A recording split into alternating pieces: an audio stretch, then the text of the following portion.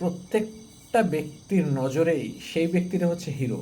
ধরেন একটা মানুষ একটা কাজ করতেছে বা একটা সিদ্ধান্ত নিতেছে, তার কাছে মনে হবে আমি যেই কাজটা করতেছি, আমি যেই সিদ্ধান্তটা নিতেছি, এটা অ্যাবসোলিউটলি পারফেক্ট এবং আমার দৃষ্টিকোণ থেকে অবশ্যই এটা সঠিক এবং সবার ক্ষেত্রে এটা সঠিক হওয়ার কথা। বাট আপনি মুদ্রার এ পিঠে আছেন, আপনি মুদ্রার ওই পিঠে যান। আপনি আয়নার সামনে দাঁড়িয়ে আপনার প্রতিচ্ছবি দেখছেন, আয়নার বিপরীতে একটা অন্ধকার লুকায় আছে। আপনি যখন আয়নার ওপারে যাবেন, মুদ্রার ও পিঠে যাবেন, তখন গল্পটা পরিবর্তন হয়ে যাবে। তখন দেখা যাবে যে হয়তো সত্যটা অন্য ধরনের। সো আপনার একদম পারফেক্ট ডিসিশন নেওয়ার আগে মুদ্রার এপিঠ এবং ওপিঠ, আয়নার এই দিক এবং ওই দিক দুইটাই দেখা উচিত।